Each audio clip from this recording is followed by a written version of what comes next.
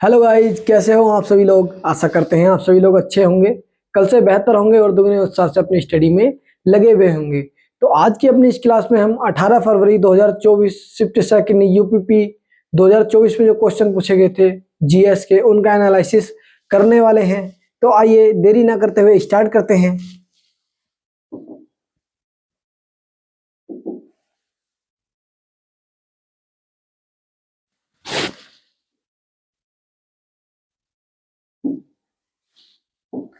पहला क्वेश्चन है हमारा, राष्ट्रीय विषाणु विज्ञान संस्थान का मुख्यालय कहाँ स्थित है। राष्ट्रीय विषाणु विज्ञान संस्थान का मुख्यालय कहाँ स्थित है। नई दिल्ली, मुंबई, पुणे या हैदराबाद। बताइए राइट आंसर इसका। तो इसका राइट आंसर होने वाला पुणे में राष्ट्रीय विषाणु विज्ञान संस्थान का मुख्यालय है। आपको पुणे से क्या याद रखना है, और पुणे में 1873 में सत्यशोधक समाज की स्थापना की गई। सत्यशोधक समाज की स्थापना की गई। और किसने स्थापना की? ज्योतिबा फूले ने सत्यशोधक समाज की स्थापना की थी। ज्योतिबा फूले ने सत्यशोधक समाज की स्थापना पुणे में ही की गई थी। 1873 में की गई, ज्योतिबा फूले के द्वारा की गई थी। और ज्योतिबा फूले की एक पुस्तक आपको याद रखनी है, गुलामगिरी। गुलामगिरी पुस्तक ज्योतिबा फूले के द्वारा ही लिखी गई है, यह भी आपको याद रखना है। आगे आपको क्या याद रखना, पुणे में servants of India society. Servants of India society. भारतीय सेवक संघ की स्थापना गोपाल कृष्ण गोखले ने की थी। गोपाल कृष्ण गोखले ने की थी।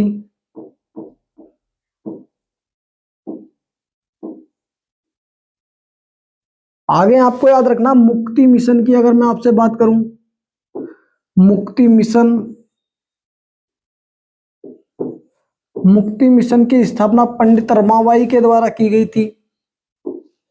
पंडित रमाबाई के द्वारा मुक्ति मिशन की स्थापना की गई, और कहां पर? पुणे में ही की गई थी। दूसरा, जो टीन एजर विधवा होती हैं, जवान विधवा महिलाओं के लिए इसे खोला गया था। जवान विधवा महिलाओं के लिए इसको खोला गया था, यह भी आपको याद रखना है। आगे आपको याद रखना है,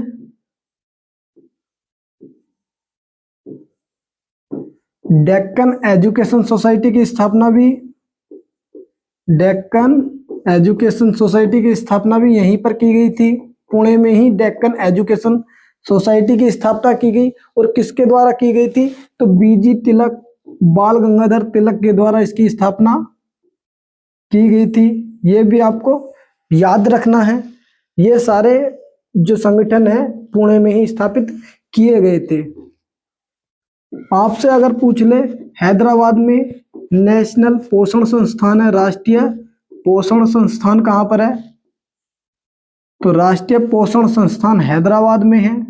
दूसरा, हैदराबाद से आप एक पॉइंट और याद रखना, हैदराबाद मूसी नदी के किनारे पर है। मूसी नदी के किनारे पर है। नेक्स्ट पॉइंट, हैदराबाद से आप याद रखना, ऑपरेशन पोलो के तहत ऑपरेशन पोलो चलाकर इसे भारत में मिलाया गया था। ऑपरेशन पोलो से अगर आपसे पूछ ले कि किस रियासत को ऑपरेशन पोलो चलाकर भारत में मिलाया गया था, तो हैदराबाद को ही मिलाया गया था। दूसरा, अगर आपसे पूछ ले उत्तर प्रदेश का सब्जी अनुसंधान संस्थान कहां पर है, तो उत्तर प्रदेश का सब्जी अनुसंधान संस्थान वाराणसी में है। वाराणसी में है। दूसरा आपको याद रखना है, उत्तर प्रदेश में ही राष्ट्रीय शक्कर अनुसंधान संस्थान है।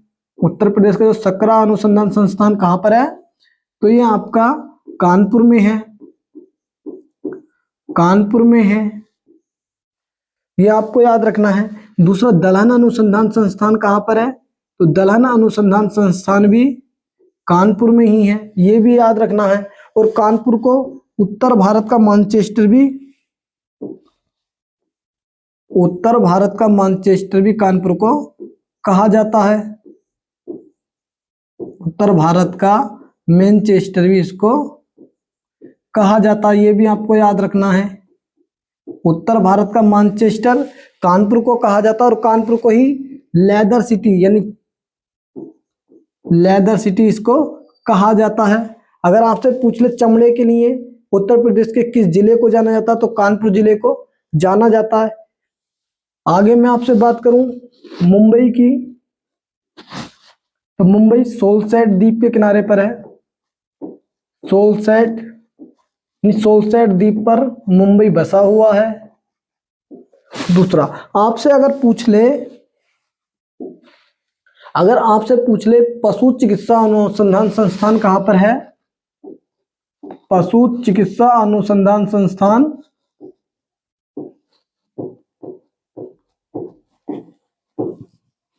बरेली में है। बरेली, और बरेली में भी इज्जत नगर में। आगे आपको याद रखना है गन्ना, उत्तर प्रदेश का गन्ना अनुसंधान संस्थान कहां पर है, तो उत्तर प्रदेश का गन्ना अनुसंधान संस्थान की हम आपसे बात करें तो ये लखनऊ में है। और लखनऊ से आपको याद रखना जो चिकनकारी हथकरघा उद्योग है उसके लिए लखनऊ को ही जाना जाता है। चिकनकारी कला के लिए जाना जाता है। चिकनकारी कला के लिए लखनऊ को जाना जाता है। और आपसे पूछ ले लखनऊ किस नदी के किनारे पर है, तो लखनऊ गोमती नदी के किनारे पर है और उत्तर प्रदेश की राजधानी है।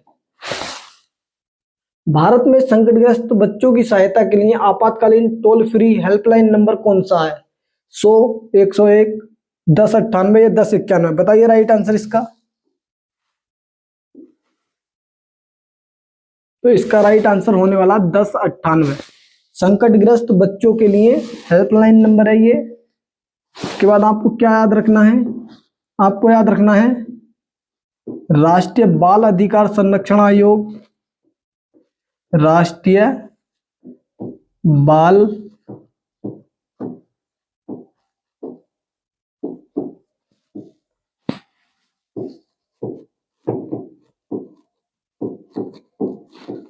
बाल अधिकार संरक्षण आयोग। अगर इसकी मैं आपसे बात करूं तो 2005 के अधिनियम से 2007 में राष्ट्रीय बाल अधिकार संरक्षण आयोग की स्थापना की गई थी। इसका मुख्यालय अगर आपसे पूछ ले, मुख्यालय इसका नई दिल्ली में है। नई दिल्ली में मुख्यालय है।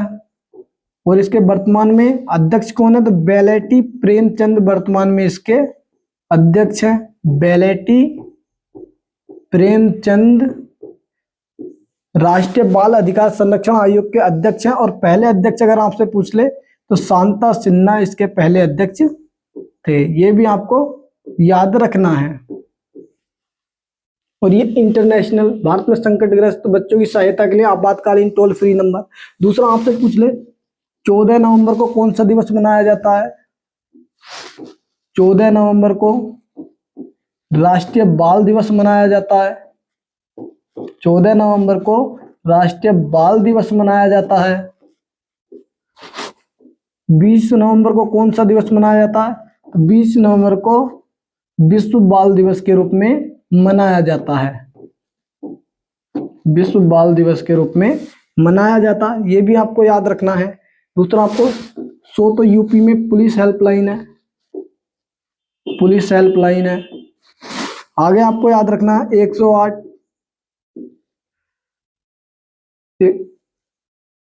108 में इमरजेंसी जो एम्बुलेंस होती हैं, एम्बुलेंस का प्रावधान है, यानी 108 नंबर पर एम्बुलेंस आती है। ये भी आपको याद रखना है। वर्ष 2023 में क्रिकेट में अर्जुन पुरस्कार किसे दिया गया? रोहित शर्मा, जसप्रीत बुमराह, विराट कोहली या मोहम्मद शमी? बताइए इसका राइट आंसर।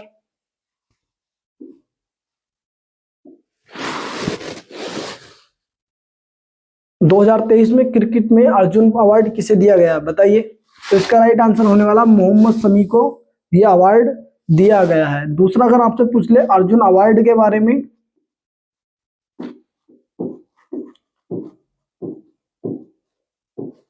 अर्जुन अवार्ड के बारे में अगर आपसे पूछ ले तो अर्जुन अवार्ड 1961 में स्थापित किया गया और 1961 में ही पहली बार दिया गया था। आपसे पूछ ले पहले क्रिकेटर कौन थे, तो सलीम दुर्रानी को 1961 में दिया गया था, सलीम दुर्रानी को दिया गया था। और पहले फुटबॉलर आपसे पूछ ले, पहले फुटबॉलर, तब आपका राइट आंसर होने वाला पीके बनर्जी को, पीके बनर्जी को पहला अर्जुन अवार्ड दिया गया था। यह भी आपको याद रखना है। और अर्जुन अवार्ड में 15 लाख रुपए की राशि दी जाती है अर्जुन की कांस्य प्रतिमा के साथ, अर्जुन की कांस्य प्रतिमा के साथ यह राशि दी जाती है, ये भी आपको याद रखना है। दूसरा अर्जुन अवार्ड की एक शर्त है, जिन लोगों को मेजर ध्यानचंद अवार्ड, जिसे पहले राजीव गांधी खेल रत्न पुरस्कार कहा जाता था, वो मिल चुका है, उन्हें अर्जुन अवार्ड नहीं दिया जाता है, ये भी आपको ध्यान रखना है।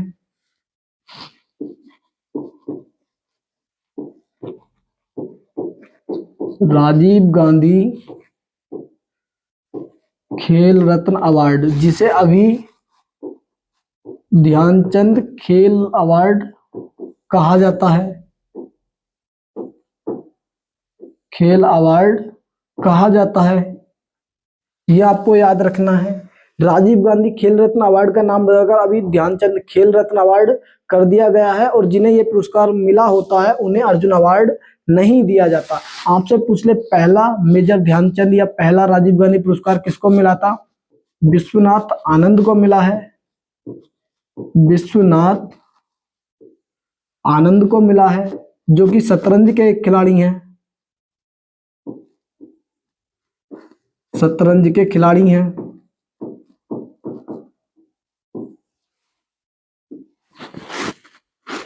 आगे आपको विश्वनाथ की एक पुस्तक याद रखनी है, mind master, mind master Vishwanath Anand के द्वारा ही लिखी गई है, ये भी आपको याद रखना है। और यदि आपसे पूछ ले राजीव गांधी खेल रत्न अवार्ड पाने वाली पहली महिला कौन है, पहली वुमेन कौन है,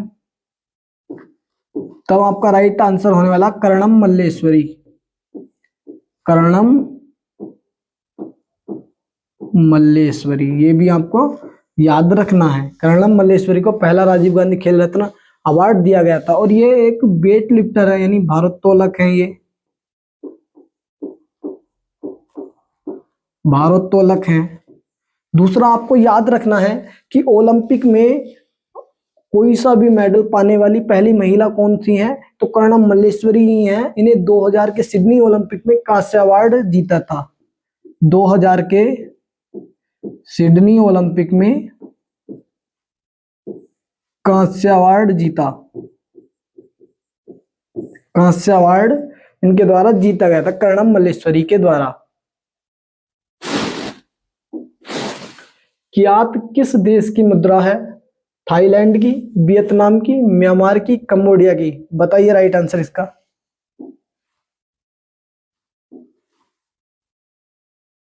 बताइए, कमेंट सेक्शन में टाइप कर दिया करो।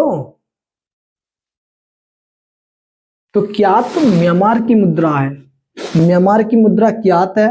म्यांमार की राजधानी आपसे पूछ ले तो नेपिताओ है, नेपिता, नेपिता म्यांमार की राजधानी है। और म्यांमार का अगर राष्ट्रीय खेल आपसे पूछ ले तो चिनेलोन म्यांमार का राष्ट्रीय खेल है। दूसरा आपको म्यांमार से क्या याद रखना है, तो म्यांमार की जो सीमा है भारत के साथ सर्वाधिक किस राज्य से लगती है, ये क्वेश्चन आपसे पूछा जा सकता है। म्यांमार की सीमा कौन से भारतीय राज्य से सर्वाधिक लगती है, तो सर्वाधिक लगती है अरुणाचल प्रदेश से, अरुणाचल प्रदेश से सर्वाधिक सीमा लगती है। तो एक बहुत ही महत्वपूर्ण पॉइंट आपको याद रखना है, जब 1857 का विद्रोह हुआ था, अगर आपसे पूछ ले वो विद्रोह समाप्त कब हुआ, जून 1858 में समाप्त हुआ था, जून 1858 में 1857 का विद्रोह समाप्त हुआ था।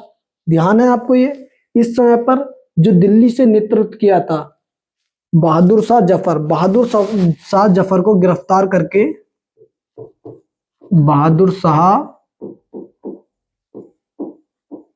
जफर को गिरफ्तार करके कहां भेजा गया था? अगर आपसे पूछ ले कहां पर भेजा गया था, इनको यंगून भेजा गया था, जिसे अभी रंगून कहा जाता है, रंगून कहा जाता है। और ये कहां पर है? म्यांमार में है। क्वेश्चन हमारा ये नहीं है, क्वेश्चन पर गौर कीजिए। बहादुर शाह जफर को जून 1858 में जब ये विद्रोह समाप्त हुआ तब गिरफ्तार करके कहां भेजा गया था? यंगून या रंगून भेजा गया था। लेकिन गिरफ्तार कहां से किया गया था, क्वेश्चन हमारा ये है। तो इनको गिरफ्तार कहां से किया गया था? हुमायूं के मकबरे से गिरफ्तार किया गया था। हुमायूं का जो मकबरा है, जो कि चारबाग शैली में बना हुआ है, और कहां पर है? दिल्ली से इनको गिरफ्तार किया गया था। दिल्ली में बहादुर शाह जफर की पत्नी और बहादुर शाह जफर के बेटे छिपे हुए थे। और उसके बाद जब इन्हें पकड़ लिया गया तो बहादुर शाह जफर और उनकी पत्नी को तो रंगून भेज दिया गया, और जो उनके बेटे थे बहादुर शाह जफर के सामने ही उनमें गोली मार दी गई। ये भी आपको याद रखना है। दूसरा, आप रुपया मुद्रा वाले देश याद रखना। रुपया श्रीलंका की मुद्रा है, श्रीलंका की मुद्रा है। दूसरा, नेपाल की मुद्रा है। भारत की मुद्रा है, भारत की मुद्रा भी क्या है? रुपया ही है। उसके बाद नेपाल, श्रीलंका, भारत, और पाकिस्तान की मुद्रा भी क्या है? तो पाकिस्तान की मुद्रा भी रुपया ही है। ये भी याद रखना आपको। दूसरा, भारत का जो रुपए का साइन है, ये वाला, ये कब दिया गया? 2010 में आया था। और किसने दिया था? उदय कुमार ने इसको दिया था। ये भी आपको याद रखना है, उदय कुमार ने दिया था। आगे आपसे पूछ ले, डॉलर मुद्रा वाले देश कौन कौन से हैं? बहुत देशों की मुद्रा डॉलर है, लेकिन इतने सारे नाम याद करने संभव नहीं है। तो जो इंपॉर्टेंट है मैं आपको वो बताता हूं। जैसे यूएसए है, कनाडा है, ऑस्ट्रेलिया और सिंगापुर। ऑस्ट्रेलिया और सिंगापुर की मुद्रा क्या है? तो यहाँ की मुद्रा है डॉलर। और फ्रैंक कहाँ की मुद्रा है? तो फ्रैंक याद रखना आप, स्विट्जरलैंड की मुद्रा, स्विट्जरलैंड की मुद्रा फ्रैंक है। ये भी आपको याद रखना है। थाईलैंड की मुद्रा अगर आपसे पूछ ले तो वहट, वहट या वात इसको कहा जाता है। थाईलैंड की राजधानी बैंकॉक है, और थाईलैंड को सफेद हाथियों का देश भी कहा जाता है। वियतनाम की राजधानी हनोई है। ये भी आपको याद रखना है। भारत में राष्ट्रीय बालिका दिवस कब मनाया जाता है? 11 अक्टूबर, 8 मार्च, 24 जनवरी, 14 नवंबर। बताइए राइट आंसर इसका क्या होने वाला है? राष्ट्रीय बालिका दिवस 24 जनवरी को राष्ट्रीय बालिका दिवस मनाया जाता है। ये आपको याद रखना है। दूसरा, अगर आपसे पूछ ले इंटरनेशनल बालिका दिवस कब मनाया जाता है, तो इंटरनेशनल बालिका दिवस 11 अक्टूबर को मनाया जाता है। और आपसे पूछ ले विश्व महिला दिवस कब मनाया जाता है, विश्व महिला दिवस 8 मार्च को मनाया जाता है। दूसरा आपको याद रखना है, अगर आपसे पूछ ले राष्ट्रीय महिला दिवस कब मनाया जाता है, तो राष्ट्रीय महिला दिवस पूछ ले तो 13 फरवरी को राष्ट्रीय महिला दिवस मनाया जाता है। ये भी आपको याद रखना है। और सरोजिनी नायडू के जन्म दिवस पर इसे मनाया जाता है। सरोजिनी नायडू के जन्म दिवस पर इसे मनाया जाता है। दूसरा, सरोजिनी नायडू उत्तर प्रदेश की पहली महिला राज्यपाल थी, और कांग्रेस की अध्यक्षता करने वाली पहली भारतीय महिला कौन थी? तब भी सरोजिनी नायडू ही आपका सही आंसर होने वाला है। सरोजिनी नायडू की एक पुस्तक आप याद रखना, द गोल्डन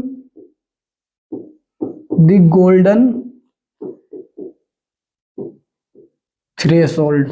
ये भी आपको याद रखना, the golden threshold Sarojini Naidu की पुस्तक है। दूसरा, मैं आगे बात करूं, 14 नवंबर को बाल दिवस मनाया जाता है, बाल दिवस मनाया जाता है। और अगर आपसे विश्व बाल दिवस पूछ ले तो 20 नवंबर को विश्व बाल दिवस मनाया जाता है। ये भी आपको याद रखना है। आगे मैं बात करूं आपसे, तो 22 मई को कौन सा दिवस मनाया जाता है? 22 मई को जैव विविधता दिवस मनाया जाता है। जैव विविधता दिवस 22 मई को मनाया जाता है। 22 अप्रैल को पृथ्वी दिवस मनाया जाता है। पृथ्वी दिवस मनाया जाता है। 18 अप्रैल को विश्व विरासत दिवस मनाया जाता है। विश्व विरासत दिवस मनाया जाता है। ये भी आपको याद रखना है। चलते हैं अपने अगले क्वेश्चन पर। मधुशाला कृति किसके द्वारा लिखी गई है? यूपीपी 18 फरवरी 2024 की शिफ्ट सेकंड के क्वेश्चन है ये। बताइए, जयशंकर प्रसाद, सुमित्रा नंदन पंत, हरिवंश राय बच्चन या महादेवी वर्मा? बताइए राइट आंसर क्या होने वाला है आपका।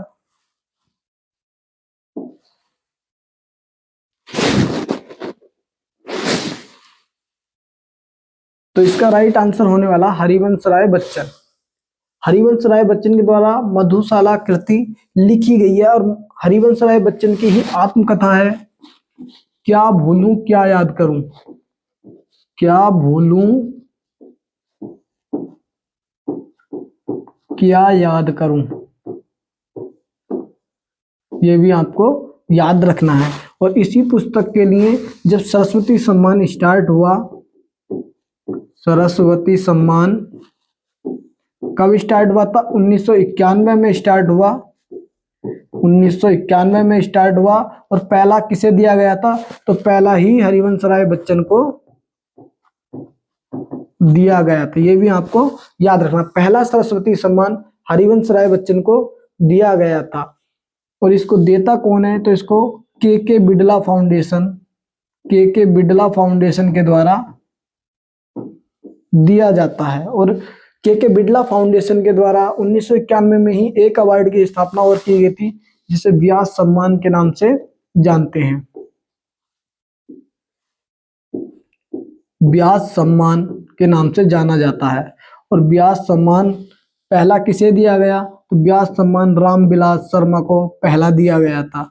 ये भी आपको याद रखना है, रामविलास शर्मा को पहला दिया गया था और हिंदी भाषा के लिए दिया गया था। दूसरा, अगर आपसे पूछ ले सरस्वती सम्मान कितनी भाषाओं में दिया जाता है, तो सरस्वती सम्मान टोटल 22 भाषाओं में 22 भाषाओं में दिया जाता है। और 22 भाषाओं का उल्लेख किस आर्टिकल या किस अनुसूची में है?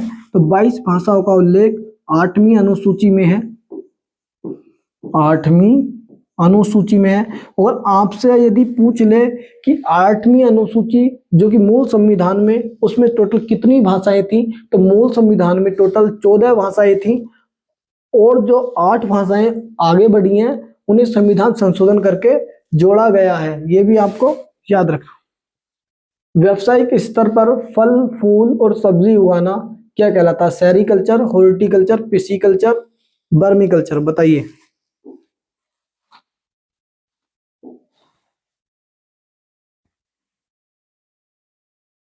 इसका राइट आंसर होने वाला हॉर्टिकल्चर।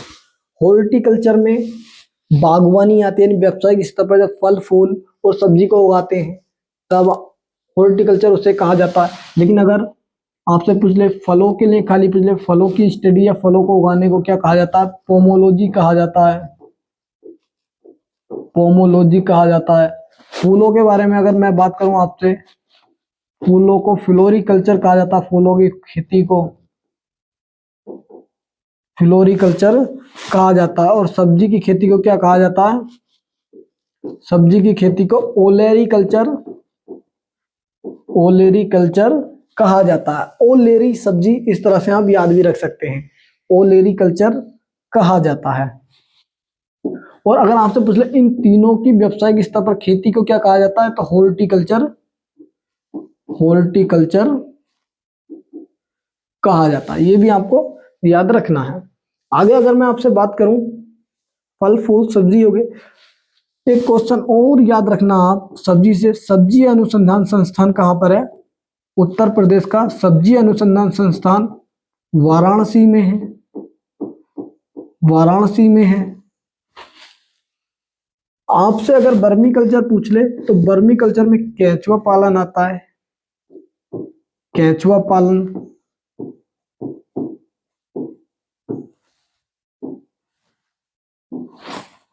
पिसीकल्चर में मत्स्य उत्पादन आता है,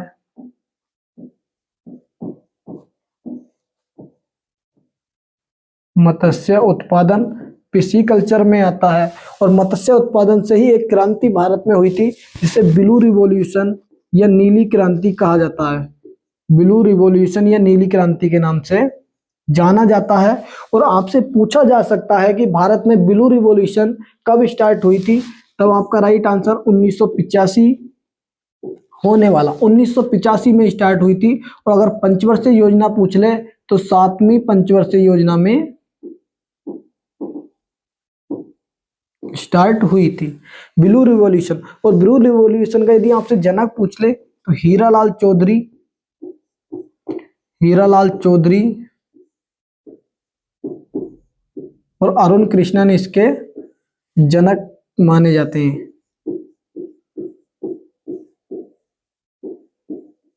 अरुण कृष्णन को जनक माना जाता है। और यदि आपसे पूछ ले सेरीकल्चर, तो सेरीकल्चर की मैं आपसे बात करूं तो सेरीकल्चर में रेशम उत्पादन, रेशम उत्पादन सेरीकल्चर के अंतर्गत आता है। ये भी आपको ध्यान रखना है। एक और याद रखना विटीकल्चर के बारे में, विटीकल्चर में अंगूर की खेती की जाती है, अंगूर की खेती विटीकल्चर में की जाती है।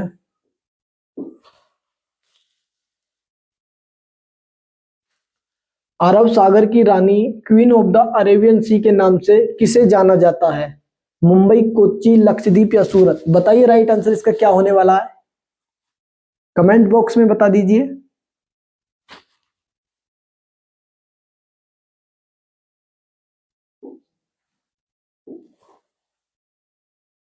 अरब सागर की रानी कोच्चि को कहा जाता है, कोच्चि को अरब सागर की रानी कहा जाता है। दूसरा, कोच्चि से आपको क्या याद रखना है, तो कोच्चि में ही पुर्तगालियों ने अपनी पहली फैक्ट्री लगाई थी, पुर्तगालियों ने अपनी पहली फैक्ट्री कोच्चि में ही लगाई थी। और कब लगाई थी? 1503 में लगाई, 1503 में पहली फैक्ट्री पुर्तगालियों की कोच्चि में ही लगाई गई थी।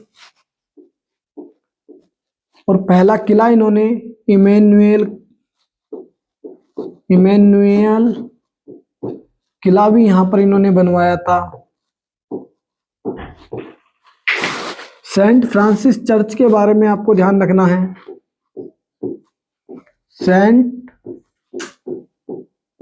फ्रांसिस चर्च के बारे में आपको याद रखना। और कहां पर है सेंट फ्रांसिस चर्च? तो सेंट फ्रांसिस चर्च कोच्चि में ही स्थित है। और ये क्यों फेमस है? क्योंकि यहाँ पर भारत आने वाला पहला पुर्तगाली कौन था? तो भारत आने वाला पहला पुर्तगाली वास्को डी गामा था, वास्को डी गामा। कब आया ये? वास्को डी गामा था। और ये कब आया? 1498 में भारत आया था। और इसने भारत आने वाले समुद्री मार्ग की खोज की थी। तो इसमें खास बात क्या है? तो वास्को डी गामा की जो डेथ है वो भारत में ही हुई थी। और वास्को डी गामा को सेंट फ्रांसिस चर्च में ही दफनाया गया था, सेंट फ्रांसिस चर्च में ही दफनाया गया था। आगे मैं आपसे बात करूं, पुर्तगालियों की पहली फैक्ट्री कोचीन में हो गई। और आपसे पूछ ले सूरत में, सूरत में, सूरत की अगर मैं आपसे बात करूं तो सूरत ताप्ती नदी के किनारे पर है, ताप्ती नदी के किनारे पर, यह आपको ध्यान रखना है। दूसरा, आपको सूरत से एक पॉइंट और याद रखना, अंग्रेजों की जो पहली स्थायी फैक्ट्री है, अंग्रेजों की पहली स्थायी फैक्ट्री सूरत में ही स्थापित की गई थी। और किससे परमिशन लेकर? जहांगीर से परमिशन लेकर इसको स्थापित किया गया था। कब? 1613 में स्थापित की गई थी। सूरत में ही हीरे को तराशने का सबसे बड़ा काम होता है। डायमंड सिटी भी सूरत को कहा जाता है। हीरा तराशने का सबसे बड़ा काम, हीरा तराशने का सबसे बड़ा काम कहां पर होता है? सूरत में होता है। ये भी आपको याद रखना है। मुंबई सोलसैट द्वीप पर है। सोलसैट द्वीप पर है। मुंबई को सपनों की नगरी भी कहा जाता है। सपनों की नगरी भी मुंबई को कहा जाता है। ये भी आपको याद रखना है। दूसरा, मुंबई में गेटवे ऑफ इंडिया है। गेटवे ऑफ इंडिया और इंडिया गेट दोनों में अंतर है, क्योंकि इंडिया गेट जो है वो दिल्ली में स्थित है, जबकि गेटवे ऑफ इंडिया मुंबई में है। और गेटवे ऑफ इंडिया को बनवाया किसने था? Gateway of India, gateway of India का जो वास्तुकार था, जो डिजाइनर था, जॉर्ज विटेट इसके डिजाइनर थे। ये आपको याद रहना चाहिए। दुधवा नेशनल पार्क मुख्य रूप से किन जीवों के संरक्षण के लिए प्रसिद्ध है? एशियाई शेर, बाघ और बारहसिंगा, एक सींग वाला गैंडा, केवल जंगली हाथी। बताइए राइट आंसर।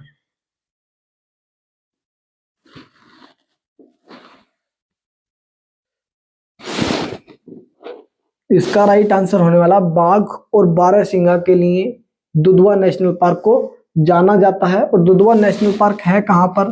तो उत्तर प्रदेश के लखीमपुर खीरी में है। लखीमपुर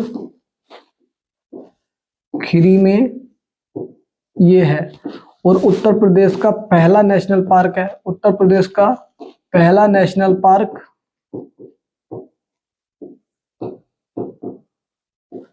उत्तर प्रदेश का पहला नेशनल पार्क है।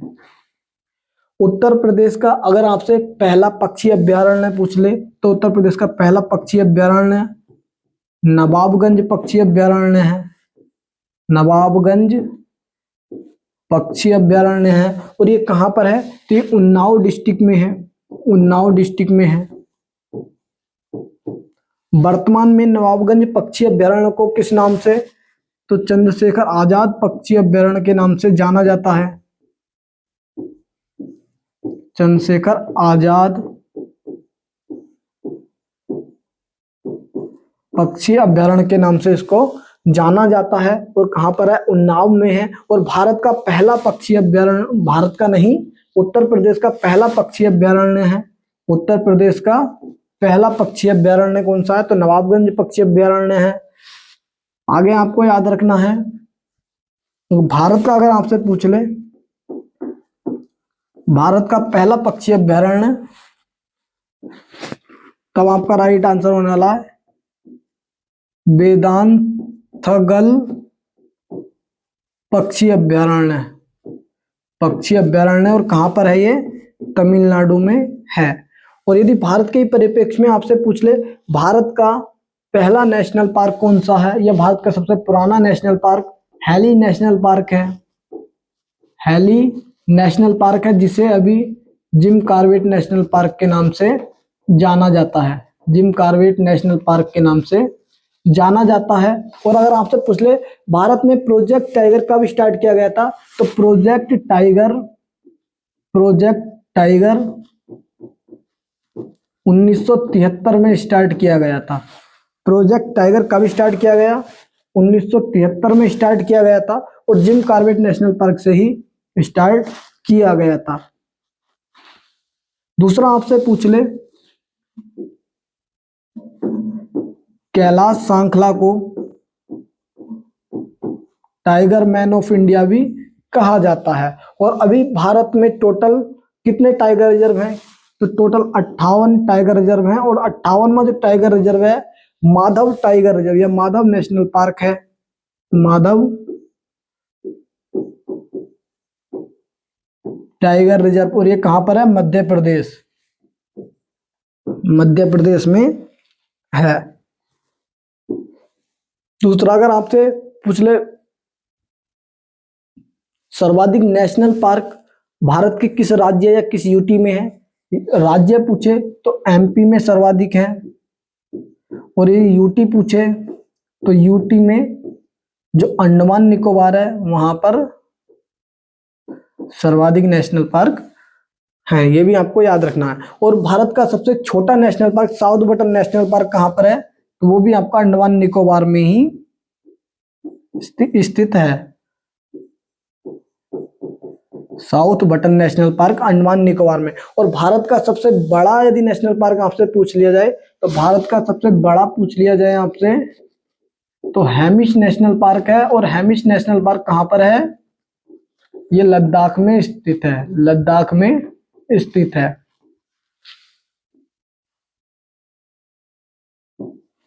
दूसरा, अगर आपसे ये पूछ ले भारत का पहला आरक्षित वन कौन सा है जो कि अंग्रेजों द्वारा आरक्षित किया गया था, तो Satpura tiger reserve, Satpura tiger reserve. और ये कहां पर है, मध्य प्रदेश में है, और पहला आरक्षित वन है, पहला आरक्षित वन है। ये भी आपको याद रखना है। हम्पी उत्सव को अन्य किस नाम से जाना जाता है, विजया उत्सव, हम्पी उत्सव, विरासती उत्सव, उपयुक्त ए और बी दोनों। बताइए राइट आंसर इसका क्या होने वाला है। तो इसका राइट आंसर होने वाला उपयुक्त ए और बी दोनों, विजया उत्सव और हम्पी उत्सव के नाम से जाना जाता है। ये आपको याद रखना है। दूसरी कहां पर, तो विजयनगर साम्राज्य में, विजयनगर साम्राज्य में। और विजयनगर साम्राज्य किस नदी के किनारे पर था, तो तुंगभद्रा नदी, तुंगभद्रा नदी, जिसे पहले पंपा भी कहा जाता था, पंपा नदी के नाम से भी तुंगभद्रा को जाना जाता है। ये भी आपको याद रखना। विजयनगर साम्राज्य की अगर हम संस्थापकों की बात करें तो हरिहर और बुक्का, हरिहर व बुक्का दो भाइयों ने की थी, दो भाइयों ने 1336 में की, 1336 में की, याद रखना है। और पहला जो वंश इस पर चला था संगम वंश, संगम वंश, संगम वंश। दूसरा, अगर आपसे पूछ ले विजयनगर साम्राज्य का पतन कैसे हुआ, तो विजयनगर साम्राज्य का पतन हुआ था बनीहट्टी युद्ध से, बनीहट्टी या राक्षसी तागड़ी, राक्षसी तागड़ी का युद्ध भी इसको कहा जाता है। कब हुआ था, 1565 में हुआ था। और इससे इससे विजयनगर साम्राज्य का पतन हुआ। विजयनगर साम्राज्य के आपको बहुत ही महत्वपूर्ण शासक जो कि तुलुप वंश से संबंध रखते हैं उनके बारे में याद रखना है। कृष्णदेव राय, कृष्णदेव राय ने नांगलपुरा, नांगलपुरा शहर बसाया था, नांगलपुरा शहर बसाया था। दूसरा आपको याद रखना है, इन्होंने आमुक्त माल्यदा ग्रंथ लिखा है। आमुक्त माल्यदा ग्रंथ किसके द्वारा लिखा गया है, तो कृष्णदेव राय के द्वारा लिखा गया है। और किस भाषा में लिखा गया है, कृष्णदेव राय के द्वारा, और ये तेलुगु भाषा में लिखा गया है, तेलुगु भाषा में लिखा गया है। दूसरा, एक बहुत ही फेमस यात्री डोमिंगो पायस कृष्णदेव राय के समय पर ही विजयनगर आया था, डोमिंगो पायस कृष्णदेव राय के समय पर ही आया। और अगर आपसे पूछ ले कृष्णदेव राय के किस पुर्तगाली गवर्नर से अच्छे संबंध थे, तब आपका राइट आंसर होगा फ्रांसिस्को डी अल्बुकर्क से कृष्णदेव राय के अच्छे संबंध थे, अल्बुकर्क से। और ये वही अल्बुकर्क है जिन्होंने गोवा पर अधिकार किया था, गोवा पर अधिकार किया था, ये आपका। और दूसरा, जो ये कृष्णदेव राय हैं ये तुलुप वंश के शासक थे, तुलुप वंश के शासक थे। प्रभावती गुप्त किस महान गुप्त शासक की पुत्री थी, श्रीगुप्त, चंद्रगुप्त प्रथम, चंद्रगुप्त द्वितीय, विक्रमादित्य, समुद्रगुप्त।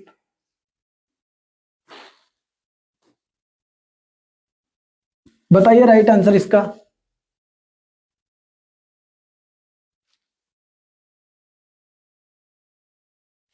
इसका राइट आंसर होने वाला है चंद्रगुप्त द्वितीय विक्रमादित्य की ये पुत्री थी, और इनकी माता का नाम भी पूछा जाता है तो चंद्रगुप्त द्वितीय और कुबेर नागा की बेटी थी। कुबेर नागा की बेटी थी जिनका विवाह रुद्र सिंह द्वितीय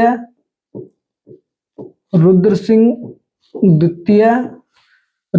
द्वितीय जो कि वाकाटक वंश के शासक थे, वाकाटक वंश के शासक थे, इनके साथ हुआ था, वाकाटक वंश के शासक के साथ हुआ था। दूसरा, चंद्रगुप्त द्वितीय को सकारी के नाम से भी जाना जाता है, सकारी के नाम से भी जाना जाता है।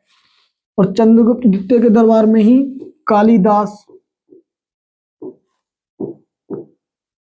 कालिदास जिन्होंने अभिज्ञान शाकुंतलम लिखी है, अभिज्ञान शाकुंतलम, विक्रम शौर्यम या रघुवंशम, ये सभी नाटक या पुस्तकें कालिदास के द्वारा लिखी गई हैं। और कालिदास को भारत का शेक्सपियर भी कहा जाता है, Shakespeare of India, Shakespeare of India भी कालिदास को कहा जाता है। दूसरे, एक बराहमिहिर भी चंद्रगुप्त द्वितीय के दरबार में रहते थे, बराहमिहिर भी चंद्रगुप्त द्वितीय के दरबार में रहते थे।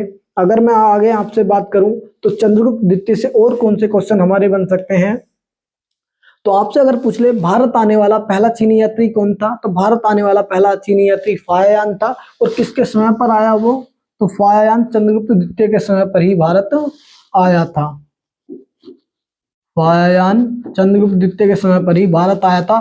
और इन्होंने अपना यात्रा वृत्तांत वो क्यों की लिखा है, वो क्योंकि लिखा है। दूसरा, जब हमने फायायान की बात की तो हम हैंसोंग की बात भी करना नहीं भूलेंगे। हैंसोंग दूसरा चीनी यात्री था और ये हर्षवर्धन के समय पर भारत आया था। और इसने अपना जो यात्रा वृत्तांत है वो सी यू की के नाम से लिखा है, सी यू की के नाम से अपनी पुस्तक लिखी है। श्रीगुप्त गुप्त वंश का संस्थापक था, गुप्त वंश का संस्थापक श्रीगुप्त था। समुद्रगुप्त की बात करें तो इसने दक्षिण के 12 दक्षिण के राज्यों को या राजाओं को या 9 उत्तर भारत के राजाओं को जीता था। और समुद्रगुप्त को ही लिच्छवी दोहित्र कहा जाता है, लिच्छवी दोहित्र कहा जाता है, ये भी आपको याद रखना है, लिच्छवी दोहित्र कहा जाता है।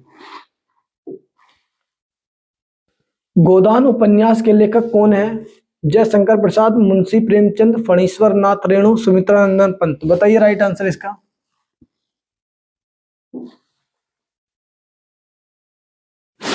मुंशी प्रेमचंद, जिनका वास्तविक नाम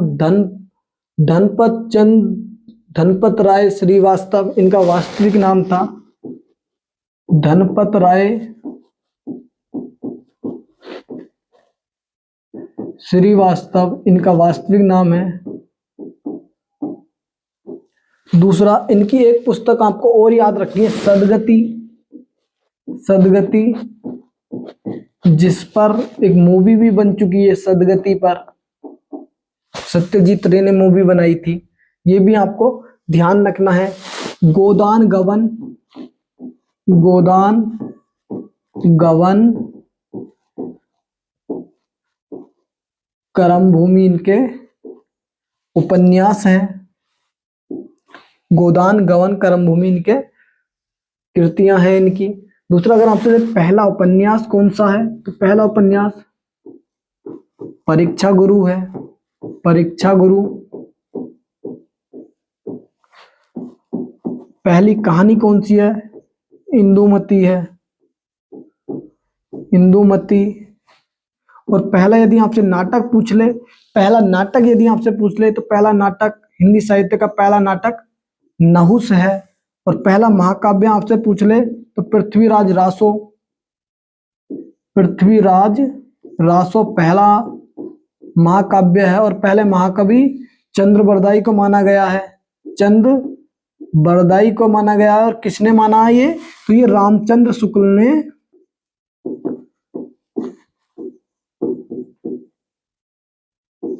शुक्ल ने माना है। परीक्षा गुरु श्रीनिवास दास के द्वारा लिखा गया है। श्रीनिवास दास के द्वारा लिखा गया है। इंदुमती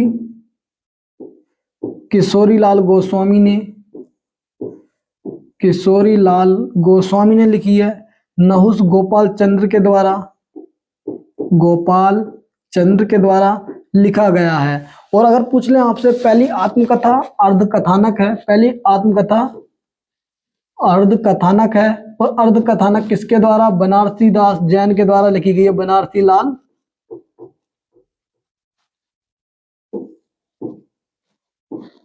लाल जैन के द्वारा लिखी गई है। दूसरा अगर आपसे पूछे हिंदी का पहला अखबार उद्दंत मार्तंड है, जो कि जुगल किशोर शुक्ला के द्वारा संपादित किया गया था। पहला हिंदी का अखबार अगर आपसे पूछ ले तो उद्दंत मार्तंड पहला हिंदी का अखबार है और जुगल किशोर शुक्ला के द्वारा प्रकाशित किया गया था।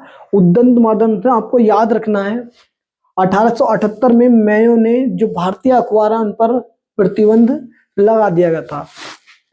1878 में मेयो ने भारतीय अखबारों पर प्रतिबंध लगाया और आपसे पूछ ले इसको हटाया किसने था? तो रिपन ने इसको हटाया था। ये भी आपको याद रखना है। उत्तर प्रदेश पुलिस का आधिकारिक नारा या टैगलाइन क्या है? सेवा, सुरक्षा और शांति। सुरक्षा आपकी, संकल्प हमारा, वीरता और बलिदान, सत्यमेव जयते। बताइए राइट आंसर।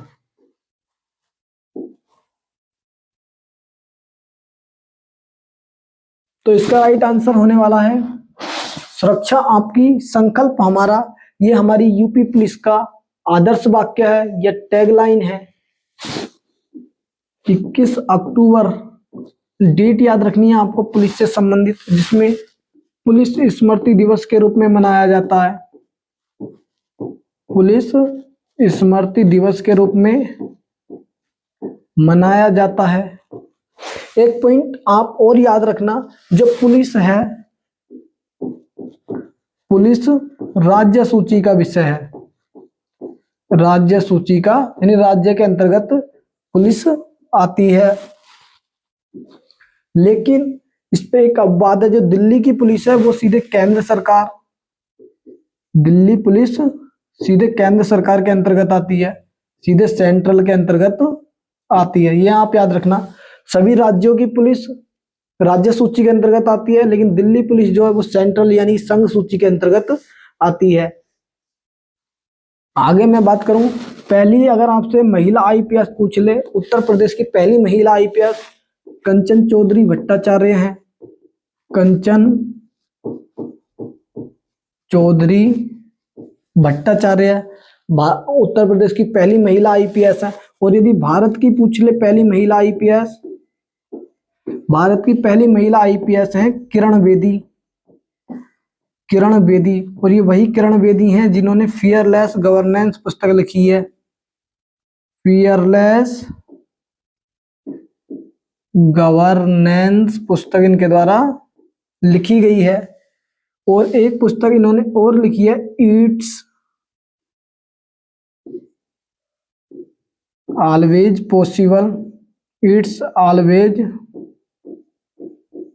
पॉसिबल किसने लिखी है? तो किरण बेदी के द्वारा ही लिखी गई है। और अगर आपसे पुलिस का सबसे बड़ा रैंक अधिकारी अगर आपसे पूछ ले, तो पुलिस में जो सबसे बड़ी रैंक होती है वो डीजीपी की होती है। डीजीपी के बाद एडीजीपी आता है, एडीजीपी आता है, ये याद रखना, आईजी आता है। इसी तरह से ये हवलदार तक चलते रहते रैंकिंग इनकी, ये भी आपको ध्यान रखना है। उत्तर प्रदेश के पूर्वांचल क्षेत्र में धान और मक्का की रोपाई के समय कौन सा लोक नृत्य किया जाता है? बताइए राइट आंसर। चरकुला है, हुरका बाउल है, कर्मा है या राई है? बताइए इसका राइट आंसर क्या होने वाला है।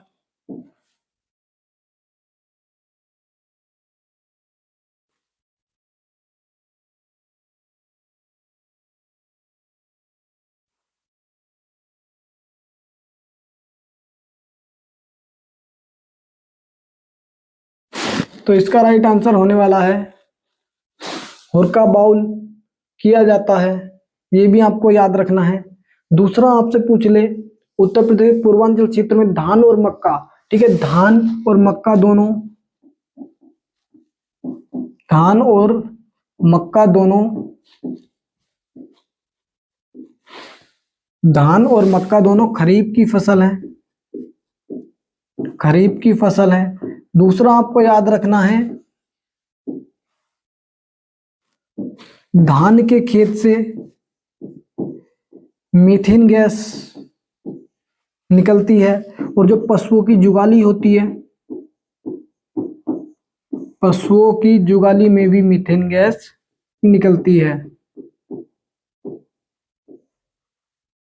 ये भी आपको याद रखना है। दूसरा अगर आपसे पूछ ले, शेरा नृत्य कहां पर किया जाता है?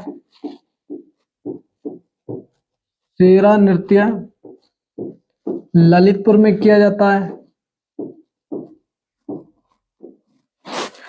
पाई डंडा नृत्य आपसे पूछ ले, पाई डंडा नृत्य कहां पर? तो ये जो बुंदेलखंड वाला इलाका है, बुंदेलखंड में किया जाता है पाई डंडा। डांडिया नृत्य इसी से संबंधित है, वो कहां पर? तो डांडिया नृत्य गुजरात में किया जाता है। आगे हम बात करें, कर्मा डांस बहुत सारे राज्यों में किया जाता है, इसमें झारखंड, छत्तीसगढ़, बहुत सारे राज्य आते हैं, ठीक है, उत्तर पूर्वी राज्यों में सभी में किया जाता है, ये भी आपको ध्यान रखना है। शेरा नृत्य हो गया, पाई डंडा नृत्य हो गया। चलते हैं अपने अगले क्वेश्चन पर। 2011 की जनगणना कितने चरणों में संपन्न हुई थी? 1 चरण, 2 चरण, 3 चरण या 4 चरण? बताइए राइट आंसर इसका।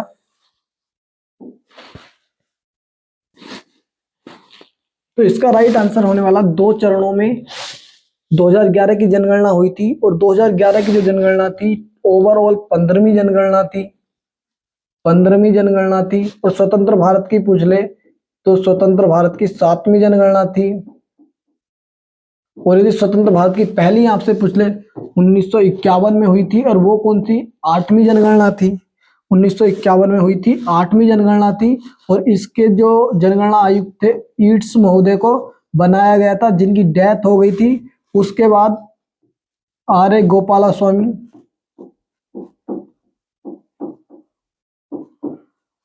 आर ए गोपाला स्वामी को बनाया गया। तो अगर आपसे पूछ ले भारत के पहले भारतीय जनगणना आयुक्त कौन थे, तो आर ए गोपाला स्वामी थे। ईट्स की डेथ के बाद 8वीं जनगणना का इनको बनाया गया था, ये भी आपको याद रखना। और जनगणना पहली बार कब हुई? 1772 में जनगणना पहली बार हुई थी, मैयो के शासनकाल में, मैयो के शासनकाल में हुई। 10 के आधार पर अगर आपसे पूछ ले तो 10 के आधार पर 1881 में हुई थी, रिपन के शासनकाल में। तो अगर आपसे जनगणना का जनक पूछ ले भारत में तो हेनरी बाल्टर को जनगणना का जनक कहा जाता है। जनगणना का जनक हेनरी बाल्टर को कहा जाता है, ये आपको याद रखना है। दूसरा आपको क्या याद रखना है? हेनरी बाल्टर को कहा जाता है 1921 को महान विभाजक वर्ष के रूप में जाना जाता है, महान विभाजक वर्ष के रूप में जाना जाता है। जो ये 15वीं जनगणना हुई थी, इस समय जो जनगणना आयुक्त थे DC चंद्रमौली जनगणना आयुक्त थे। और इसका जो टैगलाइन थी our census our future, our census our future इसकी टैगलाइन थी। ये आपको ध्यान रखना है, आवर सेंसस आवर फ्यूचर। और दूसरा अगर पूछ ले जनगणना किस सूची का विषय है, तो जनगणना संघ सूची का विषय है, संघ सूची का विषय है जनगणना। जनगणना संघ सूची का विषय है। जनगणना और जनसंख्या में कंफ्यूजन होता है, इसलिए जनसंख्या भी लिखिए। तो जनसंख्या किस सूची का, जनसंख्या राज्य सूची का विषय है, जनसंख्या राज्य सूची का विषय है। हजारों बुद्धों की गुफाएं कहाँ स्थित है, 1000 बुद्धाज केव कहाँ स्थित है, अजंता गुफाएं भारत। अजंता गुफाएं कहाँ पर है, अजंता और एलोरा की गुफाएं भारत का पहला यूनेस्को स्थल भी है, विश्व विरासत स्थल भी है। और ये कहाँ पर है, महाराष्ट्र के औरंगाबाद में है, और जिसे भी संभाजी नगर के नाम से जाना जाता है। मोंगाओ की गुफाएं चीन या बादामी गुफाएं भारत। तो इसका राइट आंसर होने वाला मोंगाओ की गुफाएं चीन में है। दूसरा बुद्ध से आपको याद रखना है, जब गौतम बुद्ध को ज्ञान की प्राप्ति हुई तो गौतम बुद्ध ने ज्ञान प्राप्ति से पहले का जो समय है वो कहाँ पर व्यतीत किया था। ये क्वेश्चन अभी हमारा यूपी ट्रिपल एससी जो पैट का एग्जाम हुआ था उसमें पूछा गया था। और जो इसका राइट आंसर है डुंगेश्वरी गुफा में, डुंगेश्वरी गुफा में ज्ञान प्राप्ति से पहले का समय बिताया, ज्ञान प्राप्ति से पहले का समय डुंगेश्वरी गुफा में ही बिताया था गौतम बुद्ध ने। ये भी आपको याद रखना है। एनआईए का पूर्ण रूप क्या है, national intelligence agency, national investigation agency, native investigation authority, national information agency. तो इसका राइट आंसर होने वाला है national investigation agency. National investigation agency 2008 के अधिनिवेशन से इसकी स्थापना की गई, 2008 के एक्ट से इसकी स्थापना की गई एनआईए की। इसका मुख्यालय नई दिल्ली में है, नई दिल्ली में एनआईए का मुख्यालय है। और राकेश अग्रवाल वर्तमान में इसके अध्यक्ष हैं, राकेश अग्रवाल एनआईए के वर्तमान में अध्यक्ष हैं। 8 नवंबर 2016 को हुई नोटबंदी के समय आरबीआई के गवर्नर कौन थे, रघुराम राजन, उर्जित पटेल, शक्तिकांत दास, डी सुब्बा राव। बताइए। इसका राइट आंसर है उर्जित पटेल। और उर्जित पटेल ने ही ओवरड्राफ्ट पुस्तक भी लिखी है, ओवरड्राफ्ट पुस्तक भी उर्जित पटेल ने ही लिखी है। ये भी आपको याद रखना है। पहली बार नोटबंदी कब हुई थी, 1946 में पहली बार नोटबंदी हुई, सीडी देशमुख के समय, सीडी देशमुख के समय। दूसरी बार कब हुई, स्वतंत्र भारत की पहली थी 1978 में हुई, आईजी पटेल के समय, आईजी पटेल के समय। और तीसरी 8 नवंबर 2016 को हुई है। और अभी कौन है, उस समय पर थे उर्जित पटेल। ये भी आपको याद रखना है, उर्जित पटेल आपको याद रखना है। दूसरा अगर हम आरबीआई की बात करें, आरबीआई की स्थापना 1934 के अधिनियम से 1 अप्रैल 1935 को की गई। 1 अप्रैल 1935 को आरबीआई की स्थापना, रिजर्व बैंक ऑफ इंडिया की स्थापना की गई। प्रारंभ में इसका मुख्यालय कोलकाता में था, कोलकाता में प्रारंभ में मुख्यालय था। और वर्तमान में अगर हम इसके मुख्यालय की बात करें तो मुंबई में वर्तमान में मुख्यालय है। उसके बाद आगे बात करें टोटल कितनी पूंजी के साथ, तो 5 करोड़ की पूंजी के साथ स्थापना की गई थी, 5 करोड़ की पूंजी के साथ। और हिल्टन यंग कमीशन की सिफारिश पर, जिसे शाही आयोग भी कहा जाता है। और पहले भारतीय यदि गवर्नर इसके पूछ ले जाए तो CD Deshmukh first Indian governor हैं इसके, सीडी देशमुख। आगे यदि आपसे पूछ ले पहले कौन थे, तो sir Osborne Smith, Osborne Smith RBI के पहले गवर्नर थे, सर ओसबोर्न स्मिथ।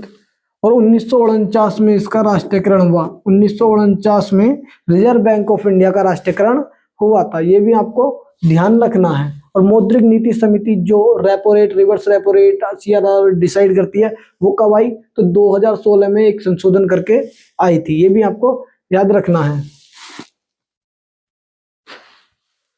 भारत में जीएसटी कब लागू हुआ था? 1 अप्रैल 2017, 15 अगस्त 2016, 1 जुलाई 2017, 26 जनवरी 2018। बताइए राइट आंसर। तो इसका राइट आंसर होने वाला 1 जुलाई 2017 को लागू हुई थी। 101वां संविधान संशोधन, 101वां संविधान संशोधन 2016 से 1 जुलाई 2017 को जीएसटी लागू हुई। जीएसटी लागू हुई थी 1 जुलाई 2017 को। दूसरा आपको याद रखना है, कनाडा के मॉडल पर आधारित है जीएसटी। कनाडा के मॉडल पर आधारित है। और पहला कौन सा देश है जिसने इसे लागू किया था? तो 1954 में फ्रांस ने लागू किया। जीएसटी लागू करने वाला पहला देश फ्रांस है 1954 में। और भारत में बात करें तो असम में सर्वप्रथम लागू की गई थी। असम में जीएसटी सर्वप्रथम लागू की गई। और जम्मू कश्मीर में सबसे लास्ट में जीएसटी को लागू किया गया था। किस समिति की सिफारिश पर आई? तो विजय केलकर समिति की सिफारिश पर यह आई थी। विजय केलकर समिति की सिफारिश पर। और 3 इसके भाग हैं, जिसमें आईजीएसटी, एसजीएसटी और सीजीएसटी आता है, ये भी आपको याद रखना है। जीएसटी परिषद की अध्यक्षता कौन करता? तो जीएसटी परिषद की अध्यक्षता वित्त मंत्री के द्वारा की जाती है। और जीएसटी परिषद को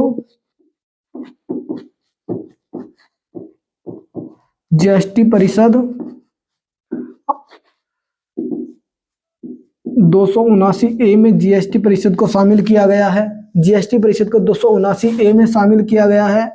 और दूसरा अगर आपसे पूछ ले इसके अध्यक्ष कौन होते हैं? वित्त मंत्री इसके अध्यक्ष होते हैं। और पहले कौन थे? तो अरुण जेटली पहले जीएसटी परिषद के अध्यक्ष थे, ये भी आपको